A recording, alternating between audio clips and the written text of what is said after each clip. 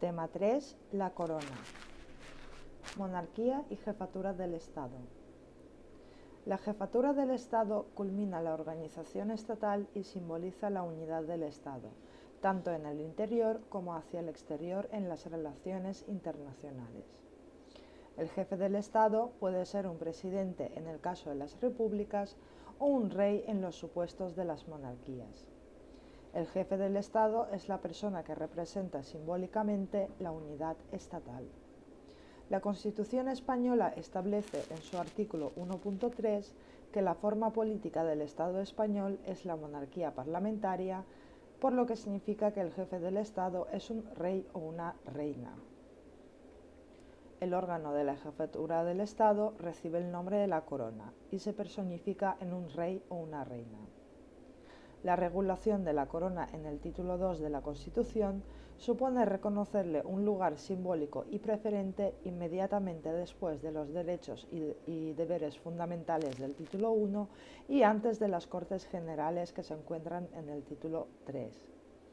Además, los preceptos contenidos en dicho título solo pueden ser reformados por el procedimiento extraordinario o agravado previsto en el artículo 168 de la Constitución española, por mayoría de 2/3 de ambas cámaras, Congreso y Senado, y disolución inmediata de las mismas.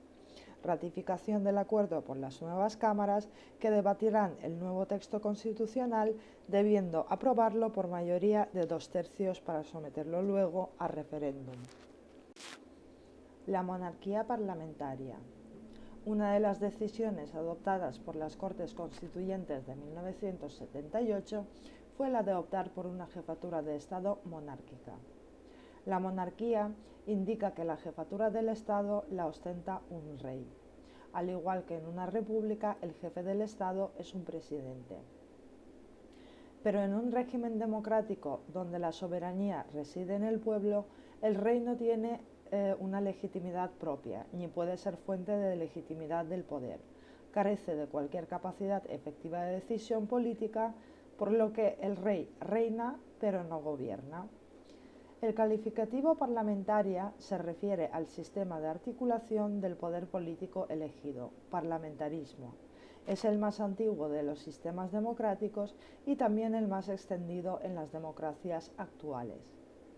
El parlamentarismo se distingue por las relaciones de confianza y responsabilidad que ligan al gobierno con el Parlamento. El jefe del Ejecutivo, que es el jefe de gobierno o primer ministro, es nombrado formalmente por el jefe del Estado, pero necesita contar para ello con la confianza del Parlamento. El Ejecutivo es luego independiente, pero políticamente responsable ante el Legislativo. En el sistema parlamentario, las funciones del jefe del Estado y las del jefe del Gobierno se confían a órganos distintos. El jefe del Gobierno dirige el Poder Ejecutivo, mientras que el jefe del Estado se limita a encarnar la continuidad del Estado, sin participar realmente en el ejercicio del poder. Evolución histórica de la monarquía. Durante los siglos XVII y XVIII, la institución monárquica se legitimaba en su origen divino y en la tradición, y concentraba todos los poderes constituyendo la monarquía absoluta. La conocida frase del Rey Sol, "El Estado soy yo", es expresiva en este sentido. En el transcurso del siglo XIX, la institución monárquica sufrió una progresiva mengua de poderes. En un primer momento, en la monarquía constitucional, el monarca se sometió a la Constitución, pero seguía ostentando un poder que se consideraba legitimado de forma autónoma.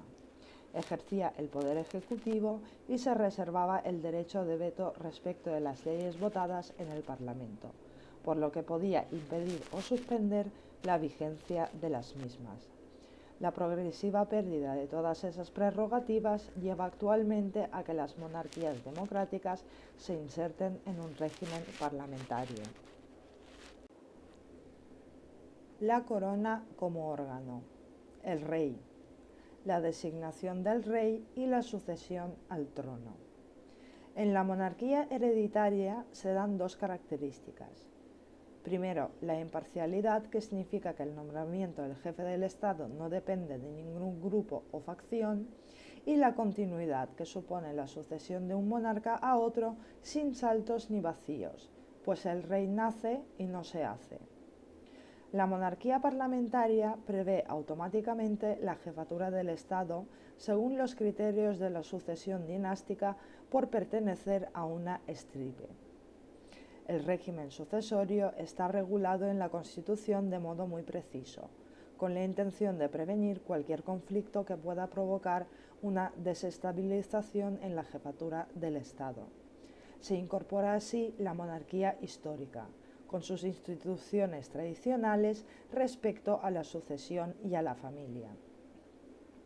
El artículo 57 de la Constitución española dice que la sucesión en el trono seguirá el orden regular de la primogenitura y representación, siendo preferida siempre la línea anterior a las posteriores, en la misma línea el grado más próximo al más remoto, en el mismo grado el varón a la mujer y en el mismo sexo la persona que más edad a la de menos.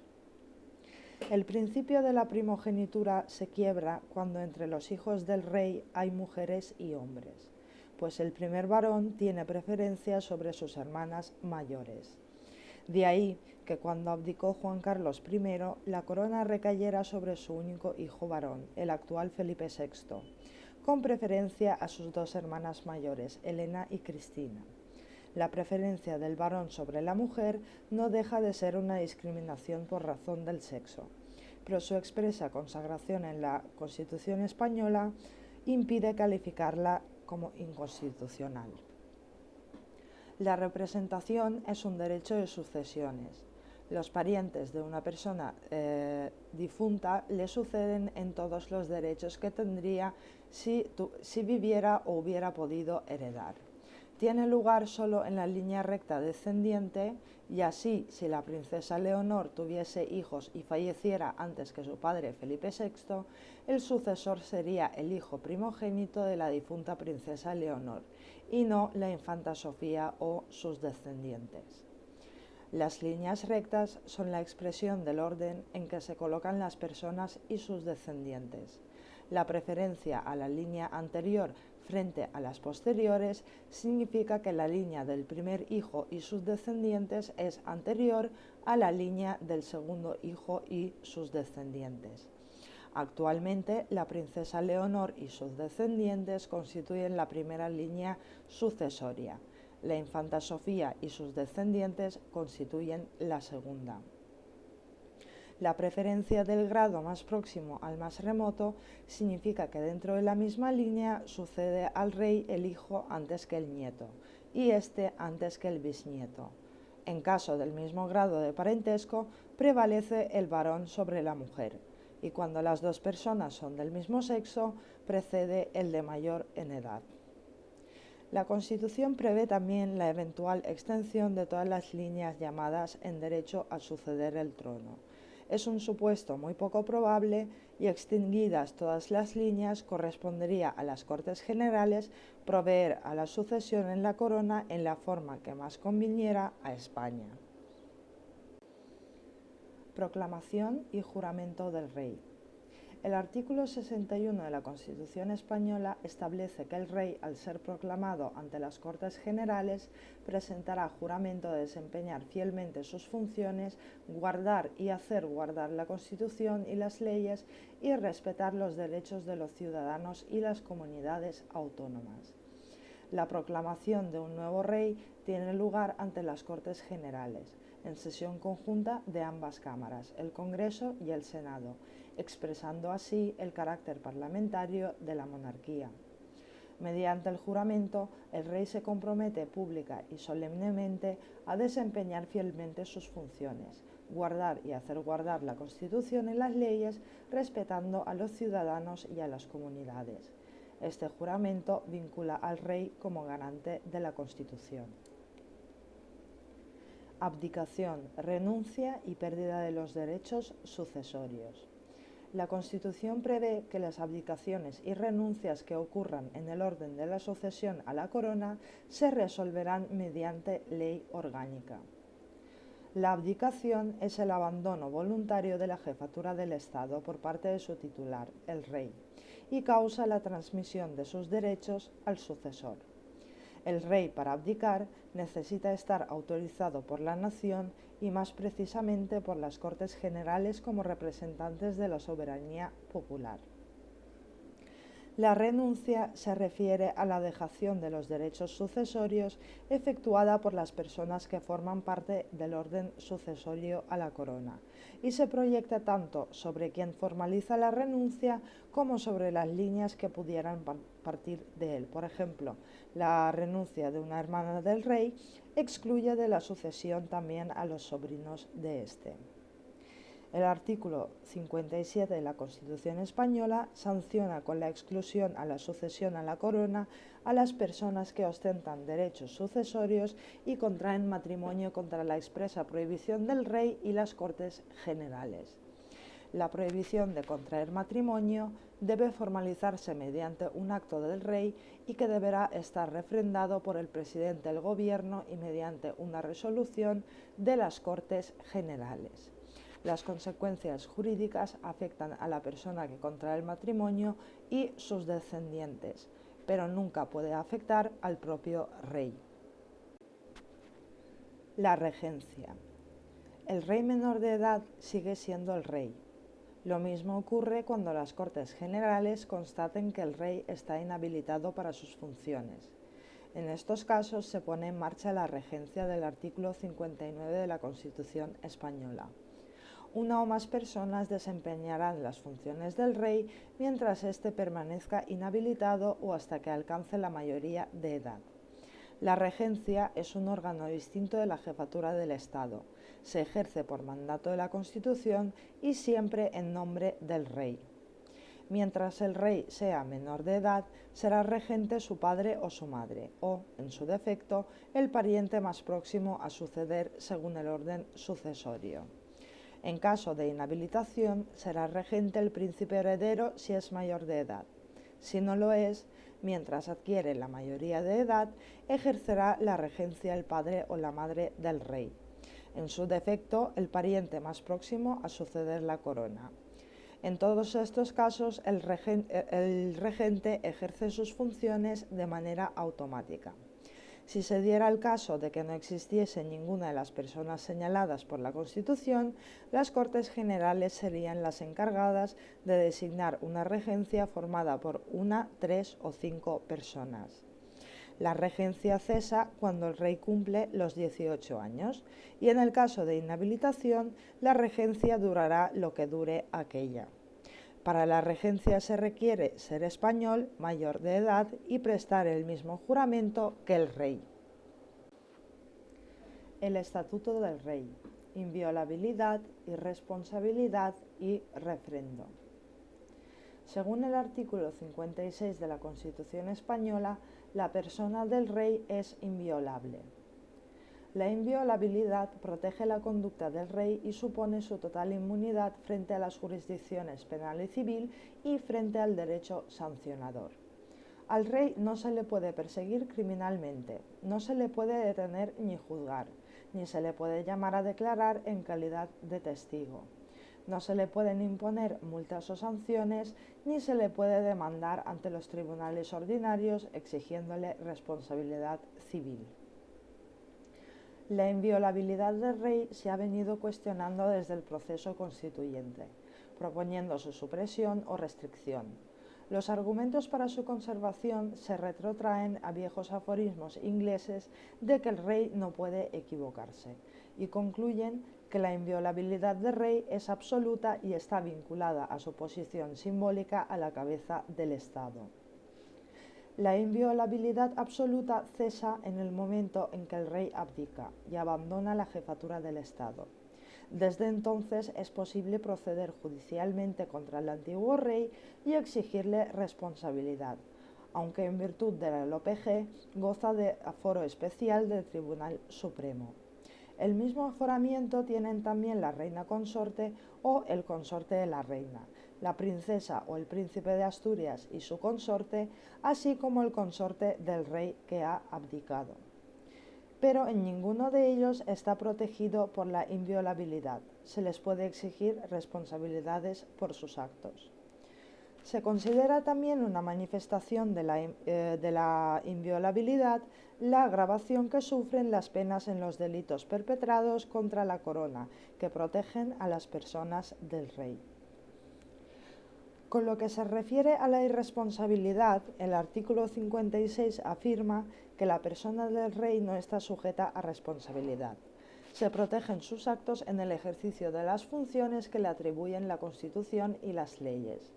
Se exonera al rey de toda responsabilidad, tanto jurídica como política, por los actos que lleva a cabo como tal al intervenir solo para formalizar las decisiones ajenas como expresión de la voluntad del Estado. Sin decidir por sí mismo, no puede tener responsabilidad. Además, las actuaciones del rey en el ejercicio de sus funciones son actos debidos a cuya realización no puede negarse, pues la negativa constituye un grave incumplimiento de la Constitución. Los actos del rey deben estar siempre refrendados y las personas que refrendan son los responsables de los mismos, pues el refrendo supone el desplazamiento de la responsabilidad del rey a las autoridades refrendantes. El refrendo supone la verificación formal de que el rey ha procedido a realizar el acto y resulta imprescindible para que dicho acto tenga validez. Se expresa mediante firma de la persona refrendante junto a la del rey.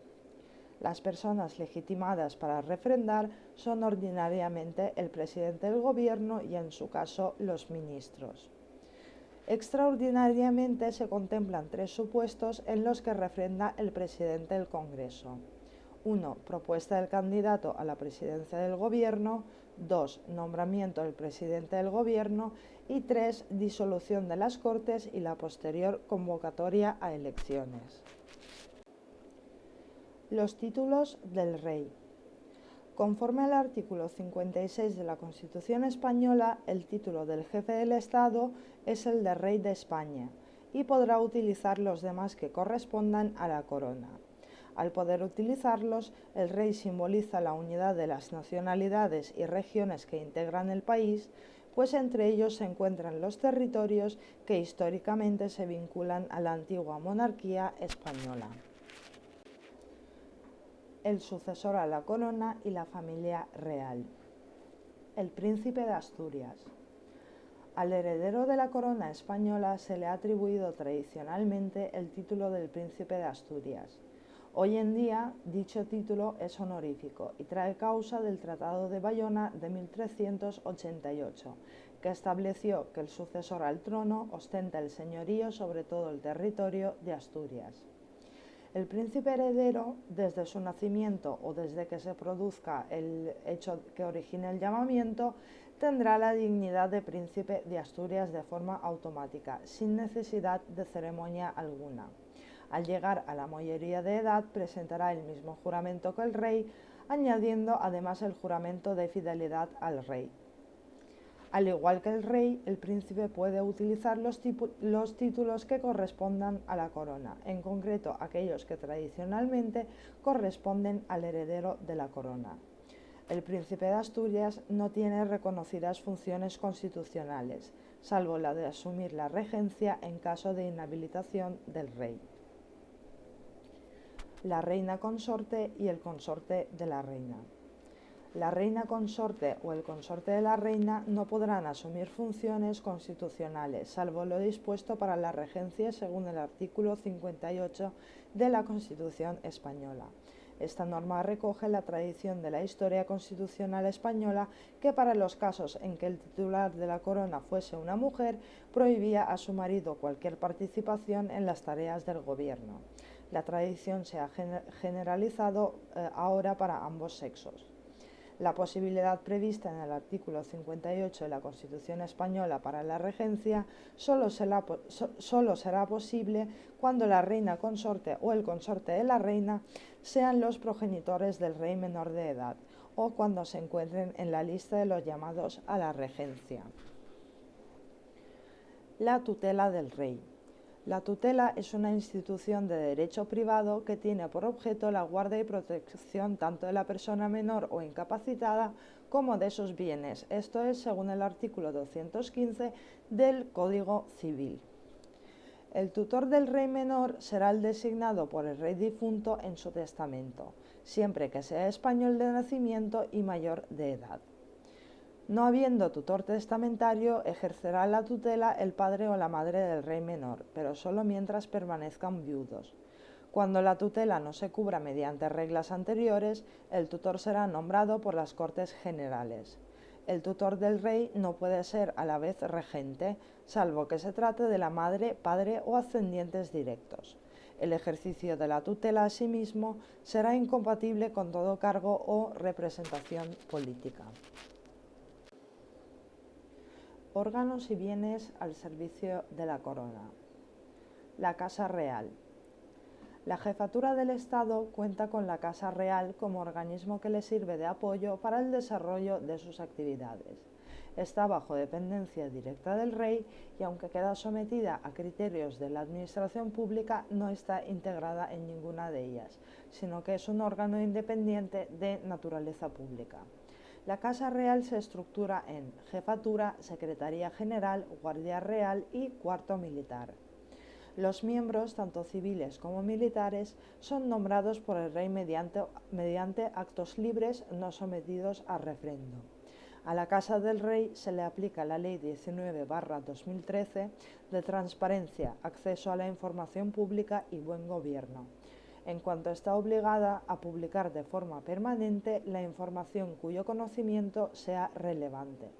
A tal efecto, la página web de la Casa del Rey ofrece información económica, presupuestaria y estadística, pudiendo solicitar información adicional. Dotación presupuestaria y bienes del patrimonio nacional. Para el sostenimiento de su familia y de la Casa Real, el rey recibe de los presupuestos del Estado una cantidad que distribuye libremente. Dicha cantidad, fijada anualmente en los presupuestos generales del Estado, garantiza el normal desempeño de las funciones asignadas al jefe de Estado y no necesita justificación.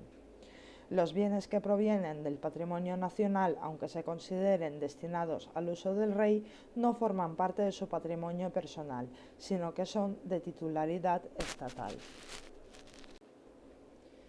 Las funciones del rey. La dimensión simbólica del rey.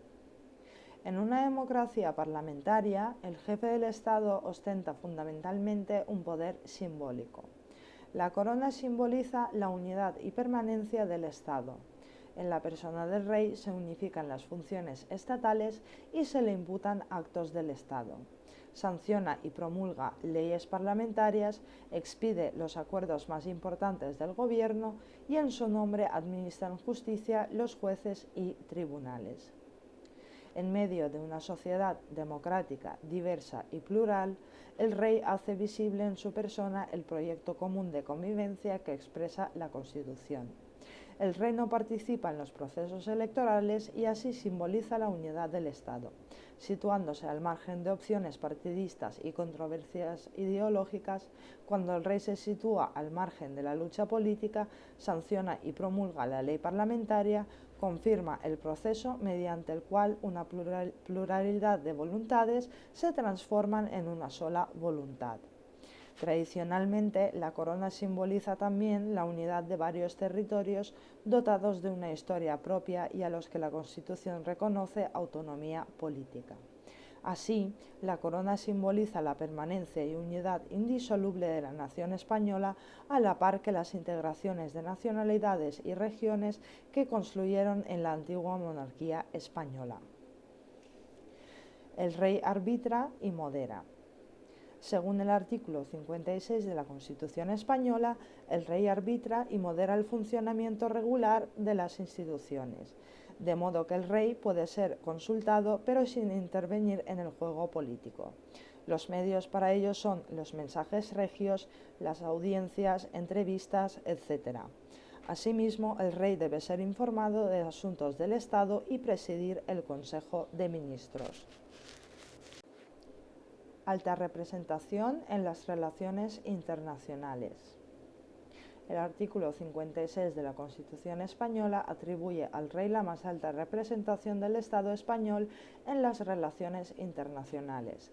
En ellas, el rey es el más alto representante del Estado, manifestando unidad y voluntad al exterior. Atribuciones del rey. El rey no tiene más atribuciones que las que expresamente le reconoce la Constitución y las leyes. Se ejercen a través de competencias tasadas que además deben ser ejercidas siempre a través de los procedimientos previstos en la Constitución. Los actos del rey son actos debidos, a los que el monarca no puede negarse, y están sometidos a refrendo. Por ello, son actos en los que el rey formaliza y solemniza las decisiones tomadas en otras instancias. Con ello se trata de manifestar la voluntad del Estado a través de la jefatura del Estado como su máximo órgano. Por eso la intervención del rey se prevé y se hace necesaria en los actos más relevantes de la organización y desenvolvimiento de los poderes del Estado. Los artículos 62 y 63 de la Constitución española recogen las facultades del rey. En el Poder Legislativo sanciona y promulga las leyes y convoca elecciones. El rey sancionará en el plazo de 15 días las leyes aprobadas por las Cortes Generales y las promulgará y ordenará su inmediata publicación en el BOE según el artículo 91 de la Constitución española.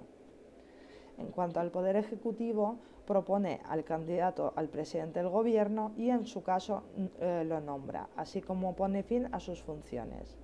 Nombra y separa a los miembros del Gobierno a propuesta de su presidente, expide los decretos acordados en el Consejo de Ministros y le corresponde ser informado de todos los asuntos del Estado y presidir con ese objetivo las sesiones del Consejo de Ministros cuando lo estime oportuno y a petición del presidente del Gobierno. La proposición del candidato a presidente del Gobierno después de la ronda de entrevistas con los líderes de los grupos políticos es una función de la corona con mayor visibilidad.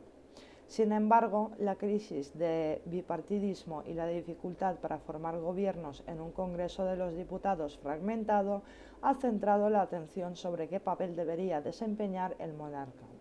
La postura mayoritaria defiende la neutralidad, al entender que al rey no le corresponde la iniciativa de gestionar la selección de candidatos. Sin embargo, esto no implica que la intervención regia sea puramente mecánica. Le corresponde, pues, la función de integración, interlocución y mediación. En conclusión, el rey no puede hacer otra cosa que proponer al candidato que haya reunido el apoyo necesario. Una intervención distinta del monarca pondría en peligro su neutralidad. En cuanto a las relaciones internacionales, el rey acredita a los embajadores y otros representantes diplomáticos, manifiesta el consentimiento del Estado en los tratados internacionales, declara la guerra y la paz. Pero hay que tener en cuenta que es el Gobierno quien dirige la política exterior y son las Cortes quienes autorizan los tratados y la declaración de la guerra. En cuanto a otras funciones, convoca referéndum y el rey es el mando supremo de las Fuerzas Armadas. Ejerce el derecho de gracia y es el alto patronazgo de las Reales Academias. Hay que precisar que la dirección de las Fuerzas Armadas corresponde al Gobierno y en relación con el derecho de gracia, el otorgamiento del indulto también corresponde al Gobierno.